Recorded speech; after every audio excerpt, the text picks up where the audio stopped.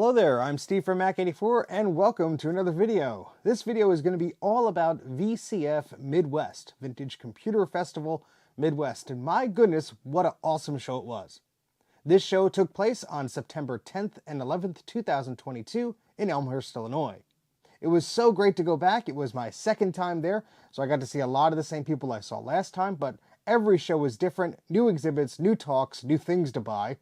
And yeah, I had a blast. I met up with a lot of friends, a lot of people that I've met over the year or the past few years, but I've never met in person before. So we're going to go through a lot of video clips, a lot of photos that I took, and, see who I met at the show. I think that's going to be a lot of fun. See what I saw at the show to pick up, or what I passed on, what I saw other people pick up. It was just one of those crazy events that goes by way too quickly. And I had a blast. I know everybody else that I was with had an awesome time too. And I took a bit of a detour at the end, so I'm going to try and cram this into one video. Even if it's a bit of a long video, I think we'll make it through. So get yourself strapped in, because you're about to experience the 17th VCF Midwest event, which took place just a few weeks ago in Elmhurst, Illinois.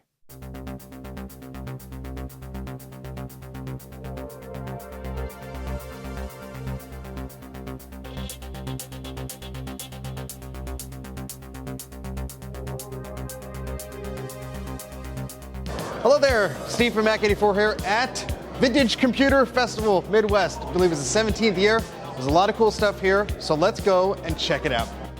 Here are some photos from Friday evening. Vendors are allowed to set up a bit early for the show on Saturday. Since I was helping Ron from Ron's Computer Videos out, I got a sneak peek at some of the cool stuff for sale and to be put on display for the event. And even though the show didn't officially begin, there was still a buzz in the air and plenty of people were around setting up their cool booths and just tinkering around and talking to people.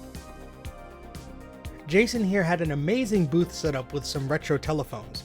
He had a similar setup at VCF East. Just take a listen at what happens when he does some dialing.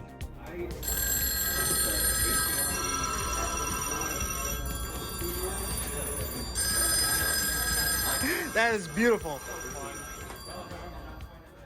The hall started to get a bit busier as people were putting more items on their tables for sale.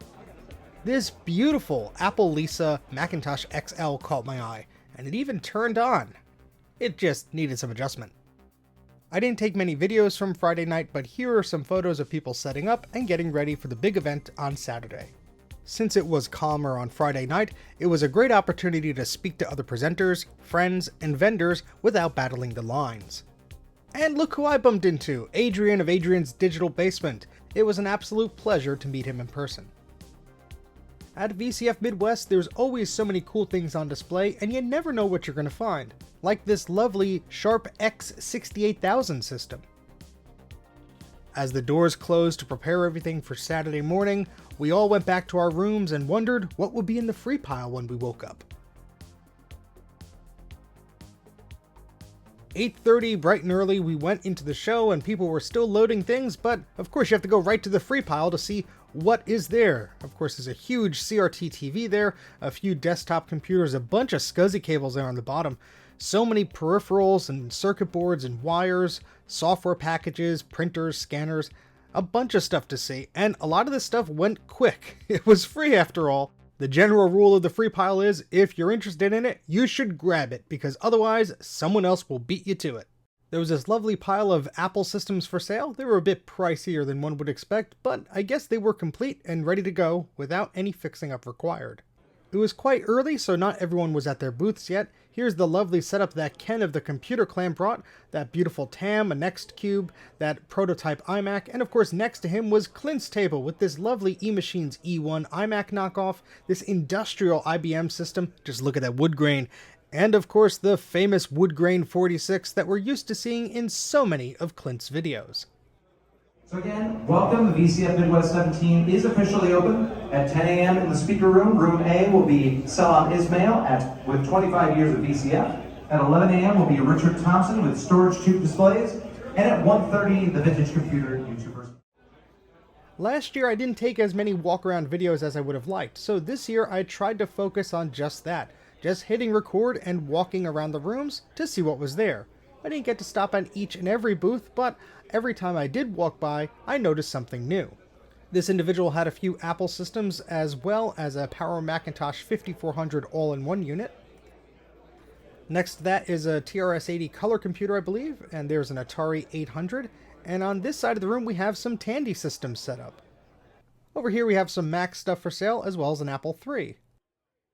I stopped by Clint of LGR's table to say hello. I had recently recapped some Mac logic boards for him, so it was nice to catch up.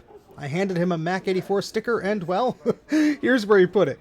But you know, those have never been seen. That's so cool. You got something special. I don't think Apple will sue them now. They can't touch it now. It's too legit. Too legit indeed. Thanks for the honor, Clint. The layout of VCF Midwest is quite simple. There are 3 big ballrooms set up, a separate room for presentations, and a hallway filled with vendors and other things on display. As you can see, there's plenty of room for people to show off their systems or set up a booth to sell some things. Now, it may seem like a few of these tables were empty, but this show had just opened, so within the hour or so, those tables filled up with a lot of awesome systems. Let's check out what Ron and friends are doing. Adam there has a Macintosh 2 Ci he picked up. Here's an eMac that Eric had for sale. There's also an iMac G3, a CRT display, some G5 towers, and some G4 towers, along with some other stuff. Ooh, SCSI cables. Right next to us was Mark's booth from Mac Effects, showing off his beautiful recreations of cases and accessories for your Apple and Macintosh systems. Just look at this beautiful black Apple IIe case. And of course you have the lovely Macintosh SE cases, and those lovely recreated Macintosh SE and Macintosh Classic logic boards. And of course, recreated color ink ribbons for your ImageWriter 2 printer. Next to that was a beautiful Lisa 1. Yes, the original Apple Lisa computer with the Twiggy drives. It was for sale. I believe the asking price was about $16,000. I think it needed a little bit of work and the Twiggy drives had to be replaced, but still, that's not too bad. Now, although I couldn't afford that, that doesn't mean that that's a bad price. There are not a lot of these systems left in existence. Either a lot of them were upgraded to Lisa 2 or Macintosh XL systems, or the remaining of them were collected by Apple and crushed. Yes, literally, crushed and buried at a landfill. In fact, I'm working with computer historian David Grealish on editing his Apple Lisa documentary titled Before Macintosh, The Apple Lisa. I'll put a link in the video description for more information. David held a panel about the Lisa documentary at the show, which I co-hosted. A recording of that panel is linked in the video description. I also got some awesome footage of Mark's Lisa 1, which will hopefully make it into the film. So certainly check out those links for more information about this awesome project.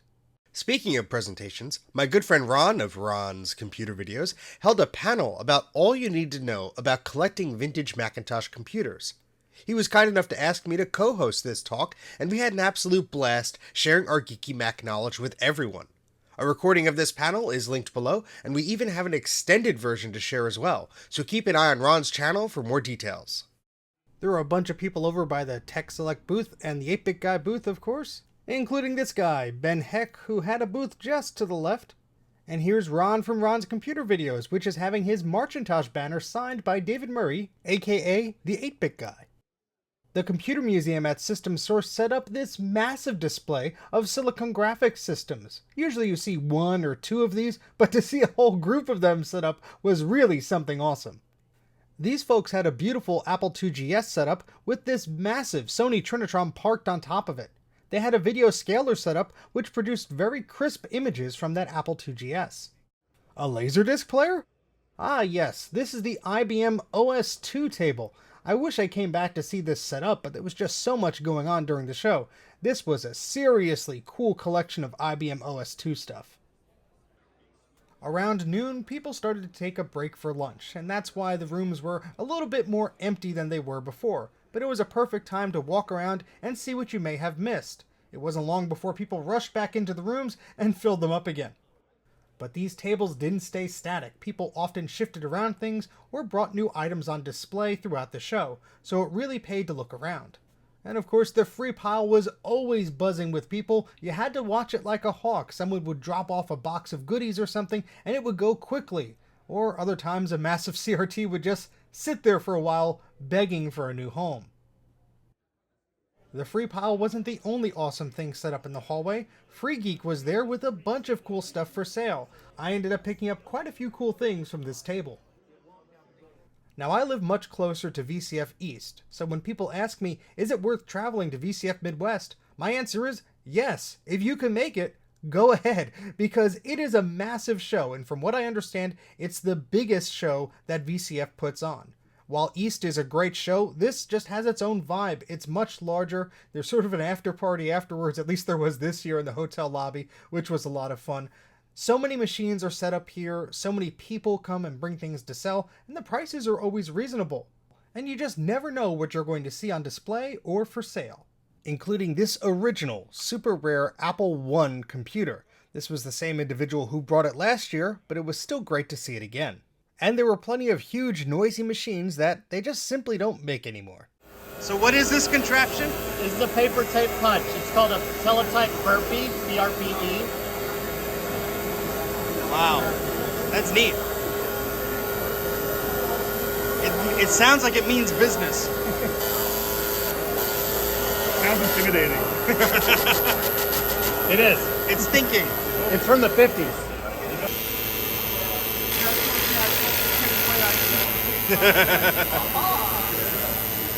That's awesome.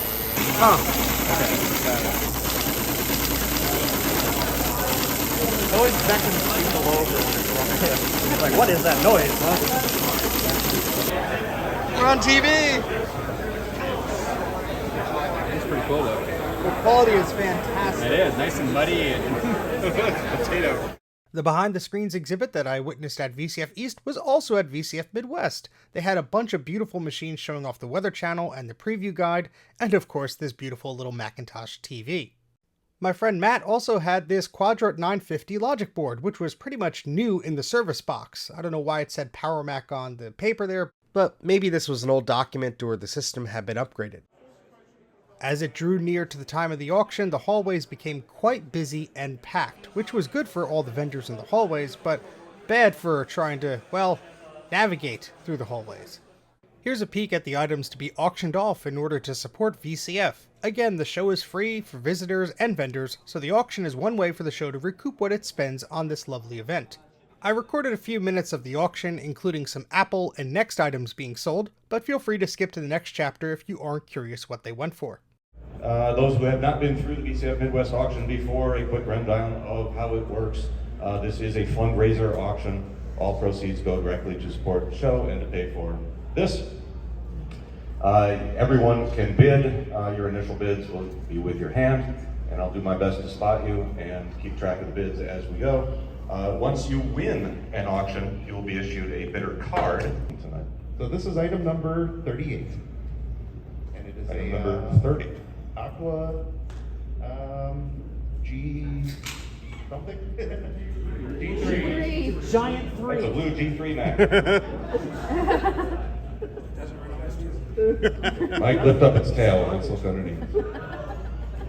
Oh, is that rust? Is that dirt? Item number 30, correct? 38. Item number 38 is opening at $20. Who's got $20 for it? That blue Mac. There you go. There's the line. We're sitting at $40 with Mowgli right now. What are you yelling about?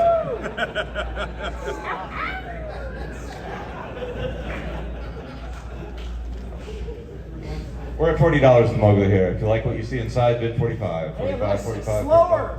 45. $40 going once. $40 is where it's sitting with Mowgli. And it's sold with the staff for the first auction. That's a bad look. At least somebody else bid. Thank you. Whoa. Okay, so it was together. And so Lake Mead's been draining, as you know, and we've been finding things. And yeah, this next to the dead guy in the barrel and the boat, we found. So that is an X cube. Despite its condition, that is indeed an X cube. I don't believe there is anything special inside it. Can we do a quick? and I did open it up. It does go back. I mean, yeah, besides mud and Yeah, no, actually it's pretty clean inside other than the surface. That should be a stock cube motherboard in in the worst shape you've ever seen. But I touched it earlier. It didn't have a smell. The memory's there. The board actually looks decent. So this perhaps is just surface.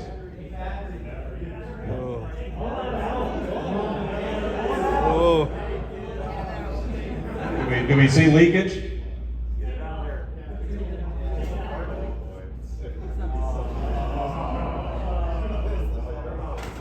Oh. That's a clean battery.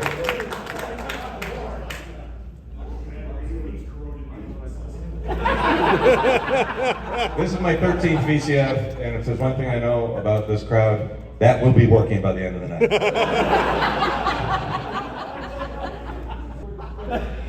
Who's got $50 for this one? There it is, way in the back. $60, $60. There it is, right here. $70, $70. There's $70 right there. $80 way in the back there. $90, $90, $90 for the mud cube. $90. It's the Adobe. It's the mud cube, right? The mud brick.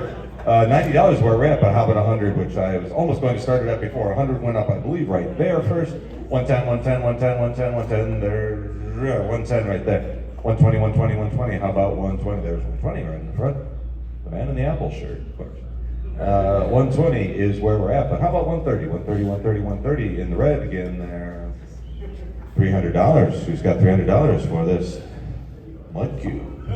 300. There's 300 right in front. 310, 310, 310, 310. The motherboard does look pretty clean. There's 310 right there. How about 320? Can we get it up to 320? $310 is where it sits right now. 320, 320, yeah, 320. You get the battery. Yes. I see no leakage. That's another thing. But we're at 350 right now. It's sitting at 350. Let's move this along. Going once at 350. Going twice at 350. They don't count. They don't do. Sold for $350 to a new bidder, number 8. Thank you very much.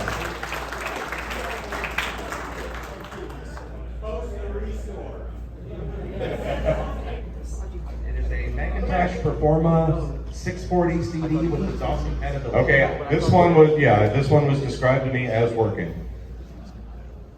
What lot number is that? 25. 25. Tell us about this Mac. It appears to be a 68040 with at 33 megahertz, 52 megs of RAM, 500 megabyte hard drives, 2x CD-ROM, system 751, and then the DOS compatible is at 486DX2, 66 megahertz, 16 megabytes with a Creative Sound Blaster Viper compatible chip, and the DOS installed 262. I remember this being handed over and was described as booting both to macOS and, or I should say System 7, and DOS 622 on the DOS card. So this one was at least given to us as working. Does it have the breakout cable for the DOS? Does it have the breakout cable for the DOS card? It's a 630, it doesn't need it. You press just Command Enter it. It's all internal. How about, who's got $50 for that sweet combo machine? I think a bunch of hands shot up, but I think it was this one right here. $60, $60, $60. I think in the red here, 70 there, 70 right here, $80, $80. Mowgli's got $80. $100. Mowgli takes it all the way up to $100. Who's got 110, 130. Oh my goodness. 130 in the front here, 140, 140, 141. $400, 410, 410, 410, 410. Anyone got 410 for that Mac? Otherwise, it is an even $400 to support VCF Midwest and our eternal gratitude and a cool double Mac for going once, going twice. $400 sold to a new bidder. New bidder.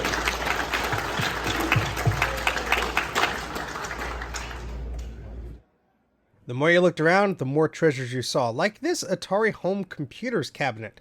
The guy wanted $2,000 for it, but isn't that beautiful? You don't see those every day. There was also an Apple Performa there, as well as these Sony PVM monitors. And Borg Mac here was showing off some excellent upgraded systems. This was a Power Mac G4 Quicksilver, a Macintosh SE, and this lovely Quadra 950. And here we have Ken of the Computer Clan showing off a beautiful little Newton prototype that he picked up recently. For Saturday night, the show was open pretty late, so here's a look at some of the booths after things have cleared out a little bit.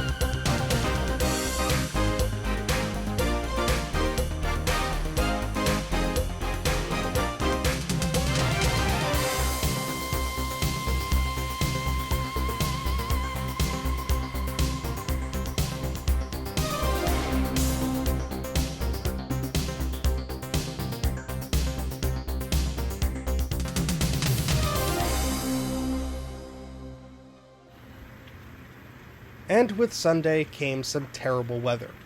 Thankfully, we were all indoors. Well, until we had to check out and pack up, that is. But before the closing of the show, that was usually the best time to pick up deals, as people just wanted this stuff gone. But that didn't mean it was over. Not yet. In fact, new things were still coming in. Andy here was helping to clear out a huge inventory from a Sears video production house. A lot of that inventory included tons of IBM systems, including sought-after Model M keyboards. The first pallet of keyboards were gone in a flash, leading to a lot of us to sign up for a waitlist, just in case he'd be able to make another trip with more goodies. Sure enough, a few hours later, he delivered, although poor Andy didn't make it through the door before being mobbed. But even if you weren't at the event, it didn't mean that people weren't looking for you. Steve, I need your help, man. You gotta fix it for me. What does it do? It death chimes as soon as I turn it on. Video doesn't work. I need your miracle working. I know just the man for this. Not you, I assume. No, Joe of Joe's Computing Museum. He's the man for the job. Let's torture him. Yes, I agree. Wait, you said Joe? I'm seeing Joe. All right. This is for you, I'd Joe. say I'm sorry, but I'm not sorry, Joe. Sorry, Joe. He's not sorry. Joe. But alas, all good things must end. Forgot to mention, but make sure you take an opportunity to thank them, and I appreciate all of them putting things on this weekend, and better next year than even this. Talk to you later. Okay, so I tried to cut that down quite a bit because there was a lot to show and I had over an hour of footage, but I hope that gave you a taste of what VCF was like. Now, I do have a bunch of links in the video description from a few of my other friends who visited VCF and made some awesome videos as well. So I would hope that you would check those out, get a different perspective, see tables that I didn't get to see, etc. So please check in the video description and look at those links for yourselves. So now you're probably asking, well, Steve, where's all the crap that you brought home? Well, it's story time. My good friend Tom, who also makes blue scuzzies in his infinite spare time, was actually driving to VCF Midwest, and he's not too far away from where I am, and he said, well, I'm going to bring a big car so I could put a lot of stuff in it to bring back, so if you ever need to bring back things from the show, instead of worrying about shipping them like I had to do last year, you're welcome to use some of the space. And I said, great, I'll give you some gas money or whatever, and we'll figure out what I'm going to pick up if I go and what I see and all that stuff. So I was originally planning on driving, but then I was like, you know what, I'll just fly there and we'll go from there. I could fly back, and then if there's bulky items that I can't bring back with me on the plane, well, my friend Tom could maybe drive them back. You could probably see where this is going. But anyway, we were at VCF, Tom and I found a bunch of cool things. Here are some of the things I saw that I picked up, and then I'll sprinkle in some cool things that I saw that I didn't pick up for whatever reason. These two Apple printers were for sale. One was actually in the free pile, but thankfully somebody else took them, so I didn't have to worry about them.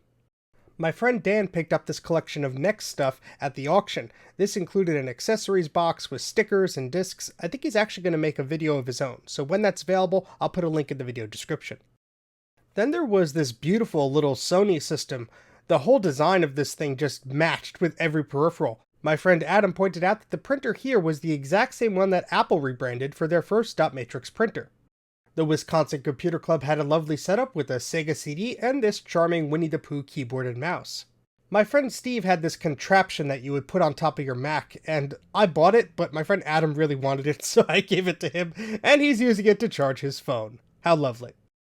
Steve was also selling these lovely vintage Apple items, and that watch was very tempting. And some awesome person was walking around with an original Sega Channel t-shirt. I'm a huge Sega fan, so seeing this was really cool. And a quick shout out to this guy for his awesome mobile computer selling cart. Now these fine folks had an Apple Lisa for sale, and although it needed some work, I was helping them appraise it. And because of that, they were like, hey, do you want this Apple Newton? It needs work. And I'm like, yes. So thank you very much to Baxter and Mackenzie for that awesome donation. Then it was on to the Free Geek table, where I purchased this Mac Alley Firewire USB enclosure. I've had one of these for ages since they were brand new, and ever since then, I wanted another one. So for $10, I had to have it. Then I came across these two weird-looking mice. The cable looked like it was an Apple mouse, and it was. These were actually cases for the iMac Puck mouse. Contour Design was the company that made these, and I had never seen them before, so for a few dollars each, I picked both of them up. They also had a pair of reasonably priced PowerMac G4 upgrade cards, which I purchased. A friend of mine had these keyboards for sale, and although it was tempting, I already had the colors I needed, so I decided to leave them. Now last year I made friends with Matt. He had an awesome table with beautiful things set up on display, and I know a few great people who bought stuff from him before and had great results. So last year he had 2 Flower Power iMacs, and they were in pretty good shape, but it turns out he was about to sell one, and he turned it on, and it wouldn't turn on, and then the other one, well, it didn't have any usable USB ports. So he offered those to me at a very reduced price, which I said, okay, great, I'll buy them. wait, how am I going to get these home? And thankfully, my very good friend Ron of Ron's Computer Videos decided that he was able to store them for a period of time, and he was going to either meet me halfway or whatever. Well, it turns out that he had to come over to my neck of the woods, and he brought that and a bunch of other goodies. So although it was extremely kind of Ron to hold on to those items and bring them over to me when he could, I didn't want to have to put him in the same spot again. He was already holding on to a bunch of stuff that he was going to give us, more on that later, and I didn't want to burden him with more stuff to worry about. But, you know, that being said, I did have a friend with a van who I could maybe bribe with food and gas money. Now, Matt has quite an extensive computer collection of his own, but he decided it was time to find some new homes for a good majority of it. So when he told me that he was looking to get rid of some systems, especially some systems I had my eye on for quite a long time, I thought, well, I have the means to go there, I may have the means to purchase them, and now I have the transportation means to bring some of them back. I think I have to do it. Let me introduce you to item number 1. This is an Apple Lisa 210 to be exact. This is the second generation of Apple Lisa computers. It has one single disk drive instead of the dual floppy Twiggy drives, and it runs the Macintosh operating system with a few upgrades installed in it to allow it to do so. This has 2 megabytes of memory and a 10 megabyte widget hard drive, thus the name 210. And since I'm working on a documentary with David Grealish about the Lisa computer, I was even more intrigued to see one in person and play around with it. Now, although I didn't know much about the Lisa myself, I had a few friends who were at the exhibit that certainly knew a lot more than I did. So it was great for my friends to check this machine out, give it a look through, turn it on and run it through its paces, and see if everything was working in order. And it was pretty much working in order, except for the rolling screen. This is caused by the vertical hold pot or knob that was a little loose, and that was an easy fix, so I wasn't too concerned about that. But you could see the system is up and running. So the Lisa was complete with the keyboard. It was missing the mouse, but I think I have a lead on one of those. Although you can use a Macintosh mouse, it kind of looks a little bit different, but if it works, it works. Now, if the Lisa was the only thing I picked up, I would have been happy with that. But he also had another curiosity of mine, a Next Cube.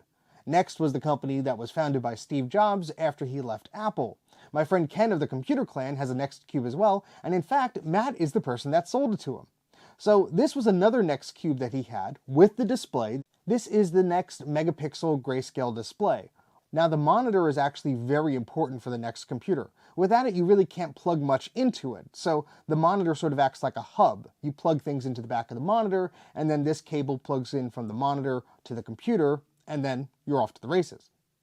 Now this Next Cube was in pretty darn good condition. And it also had a floppy drive. A lot of them did not. A lot of them just had the magneto-optical drive, which, itself has issues. Now, Matt was very clear that this Next Cube needed some work, but it was in very good shape. The monitor was very sharp and very bright, and it came with a keyboard and a mouse, and he turned it on, and it booted. It was pretty neat. I never really used a Next machine before. I want to learn a lot more about them. To tempt me a bit further, Matt offered me 2 more Next computers. These were Next slabs. They kind of are reminiscent of a Macintosh LC. They may not have all the expansion that the Next Cube had, but it's a pretty neat system nonetheless. These may have needed some work and he wasn't able to test them fully, but they look to be in pretty good shape. Then there was this box beauty. Just look at that Next logo. Now this wasn't a computer. This was a laser printer, a 400 DPI Next laser printer.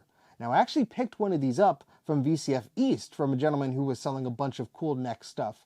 And I thought, well, this is going to be the only piece of Next hardware I ever own because they're hard to find and they're pretty expensive. But here it was, a Next laser printer practically new in the box. And since it was part of the bundle, I really couldn't say no to that. And since my printer didn't really include any of the paper trays or the cables or anything like that, now I have a parts printer and one that should hopefully just work. He also had some documentation and CDs in this lovely box, which I thought was really cool.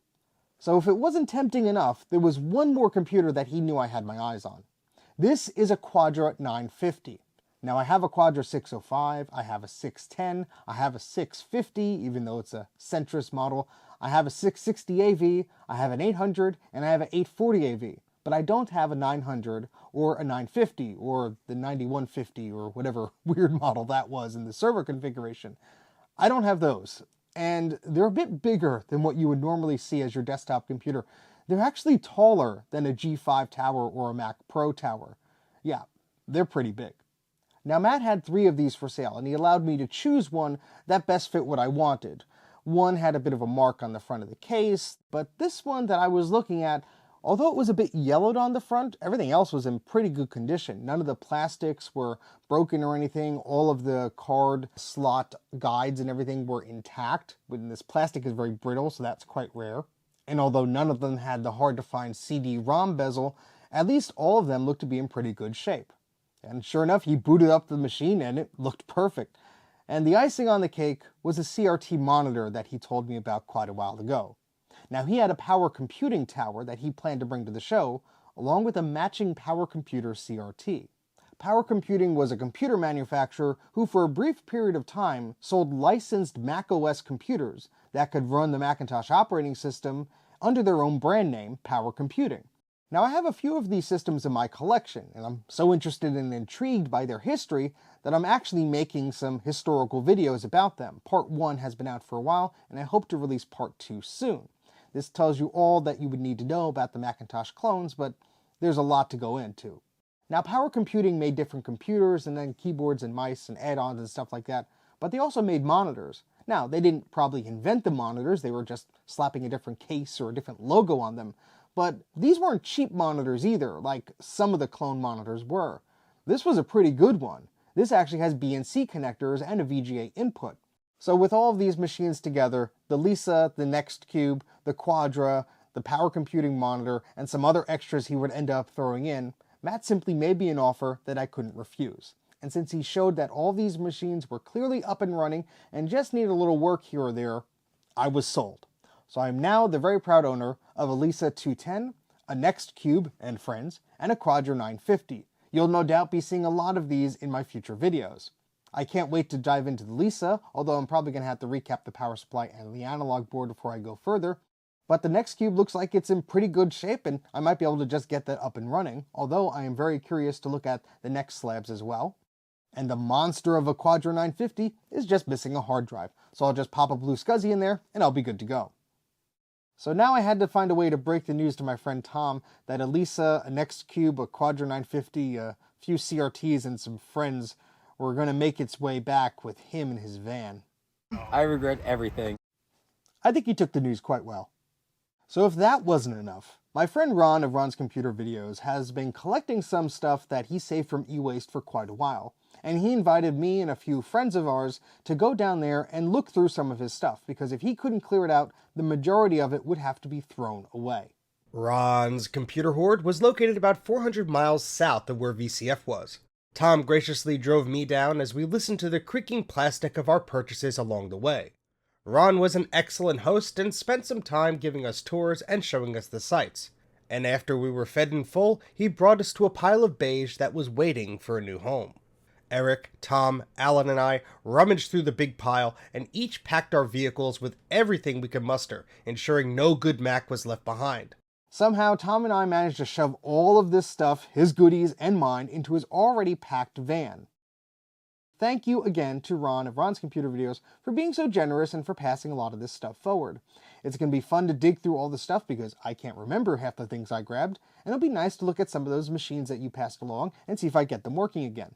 I know Tom is very excited what he picked up, and I know Alan and Eric were also greatly appreciative of the goodies that passed their way. But that's not all. While driving me to the airport for my flight home, Ron stopped at a few places. One was Laclede Computer Trading Company, an awesome little computer shop in St. Louis that sold entire systems, offered repairs, and sold a bunch of parts and upgrades. I was like a kid in the candy store here, and if my luggage wasn't already stuffed within half a pound of the weight limit, I would have grabbed a bunch of stuff. Although I did pick up a few small items here or there. Ron did a whole video about this awesome store, so please check out the card on the screen or click the link in the video description. But if that wasn't enough, Ron had a surprise for me, and thankfully it didn't include leaving me by the side of the road in a foreign state. We stopped at Jeremy's place of the YouTube channel Jeremy's Retro Bar. Jeremy and his wife were amazing hosts, and it was an absolute pleasure to visit and drool over his amazing collection. He has a seriously fantastic display of an Apple collection, along with some sweet PCs and a cozy gaming setup. I wish my basement looked a fraction as good as his did. He clearly put a ton of work into it, and it looks great. Well done, Jeremy. I also got to see his workbench area, which thankfully was just as cluttered as mine, in a beautiful way, of course. If you haven't subscribed to Jeremy's channel yet, please do. I'll put a card up here and a link in the video description. He does some amazing content. Unfortunately, I still had a plane to catch, so it was off to the airport to return home. So I'm back home, well, obviously, with all my new goodies and a lot less space in the basement. But big thanks to my friend Ron, my friend Tom, Eric, Alan, and everybody else I met at the show. Garth, Adam, Ryan, Chris, Eric, another Eric, Steve, another Steve, Luke, Clint, Ken. In fact, I met so many people at the show, I can't remember all the names off the top of my head. So I'm going to put some pictures up, and I'm going to put some messages and such on there. Hopefully I didn't miss any of you. If I did, please @ me on Twitter, Mac84TV, and post a picture that we took together. I want to give a huge heartfelt thanks to everybody who said hello to me at the show. I was very surprised and taken aback when I was at a table talking to a few people and someone was standing there asking for a photo and for me to sign something. And I didn't notice, but there were quite a few people behind them, and I thought, oh, maybe the auction is opening up or something like that. No, they were waiting for me, and that was like, what? Like, we were in the hallway kind of taking up space, and I'm like, wait, hold on, let's parade around to the other side of the setup here, because I didn't really have like a designated table. I was hanging out at Ron's table throughout the event, but I led people into the front of the hallway, and there were 3 or 4 people there that wanted to say hello. And for some of my online friends, this was the first time I was meeting them in person. I got to have great conversations with a few of the people that you're seeing on the screen now. I passed along some stickers, we traded pins or whatever, and it was just so friendly to meet people in person. You get so many emails or tweets or messages like that, and you sometimes forget the people that are on the other side of things. So I just want to say thank you so much for everybody who came out and said hello, or took a sticker or a pin or a photo together. I want to thank you so much, and if your picture is not featured here, please try to include it on Twitter. You could tag me at Mac84TV, and that way I'll see the picture that we took together. And if I took a picture that you want a copy of, feel free to send me an email and we'll get that to you as well. But that's not all. I met Adrian of Adrian's Digital Basement. What a nice guy. I met Clint again from LGR, and his brother Luke was there, who's a phenomenal photographer, so it was great talking to each other again. Ken, of course, from the Computer Clan was there with his friend Brent. And of course, Ben Heck was there, and the 8-Bit guy was there, and a few other people who had booths surrounding them. I just spent a lot of time in that area just talking to people. The VCF people were there again, of course. It was nice seeing familiar faces from VCF East, because that's one of the events that I go to locally, and a lot of them come out to VCF Midwest as well. So it was really fun just, hang out with old friends again. It just felt like a reunion or a community type thing, and the retro computers were just a bonus, a huge bonus. But you go there to meet with people and, see the sites and the exhibits and stuff like that. And, being able to rummage through the free pile is just a very nice bonus.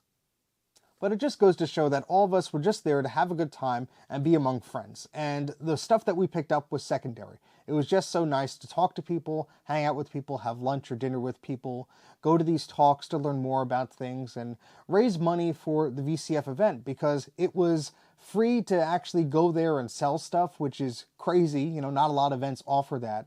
It was free to attendees as well, and they put on a heck of a good show. So all they ask is that you donate some things to go as part of the live auction to help recoup their costs, or you donate things to the free pile, or you donate monetary things to VCF. There was a donation jar, or you could buy one of these awesome shirts, or you could buy past year's shirts. And it's just one of these events that I love supporting, whether it's financially or by promoting them, etc. It's one of these things that I hope never goes away. Because I'll tell you one thing, I'm committed to going from now on. I think it's just one of those things that I'm always going to find myself drawn to. So check out VCFMW.org for more information. And for more information about VCF East, check out VCFED.org. Now, every time I post one of these videos, I get a few comments of people saying, oh, I wish there was one of these in my area, or I'm so jealous that there are these in your area and I don't have anything like that. Well, I never knew that VCF East was in a place located about 30 minutes away from me until I figured it out. And it's been going on for years. So check around, look at your local social media groups, your local classified ads, Something may be labeled as a ham festival, but there may be computers there as well. So even though it's related to vintage radios, you know, there's a good crossover of interests there. You also may want to think about, well, if there's not a big group in your area but a bunch of smaller groups, maybe you can organize a larger event from a bunch of smaller groups. Or you could work with the organizer to create a brand new event. You know, it's one thing to say, oh, I wish, you know, there was something like this, we can't do it here, etc. And it's the other thing to actually try and create that. There's a lot of lovely people who would love to show off their things or sell things, talk to people, trade things, put on presentations and exhibits and stuff like that. So I think there's a huge community out there, and while it may not be possible to have one of these events or similar events of this size and this capacity all over the world, you never know. You could start something and see where it takes you. But of course, it is nice to visit these events with a dedicated fan base and familiar faces year after year. So I'm very, very happy and glad to have gone to VCF Midwest this year. Again, I want to thank everybody who I met and everybody who helped me along the way. It was great to see everybody again, and I'm going to have to find a lot more room for the stuff that I brought home. Well, that's about it for VCF Midwest. We looked through all the pictures on my camera. All that's left to do is thank everybody. Thank you. Thank you so much for coming up and saying hello, for exchanging stickers, for grabbing a photo, for tipping me off to what was on the free table, for being a host in a foreign state, and for Tom for helping me shove so much crap into his van that it severely affected his gas mileage. Thank you. But that's about it for this video. I really hope you enjoyed it. If you like this sort of stuff, please consider subscribing to the channel. Also, click the little like button so YouTube knows that this video wasn't so terrible, and you could follow me on Twitter or Instagram. My handle is Mac84TV. And if you want to financially support my crazy shenanigans in the future, you could do so for as little as $1 a month via Patreon, and you get a lot of behind-the-scenes extras and goodies as well. But that's about it for now. Thank you so much for watching, and I'll catch you right here next time on Mac84.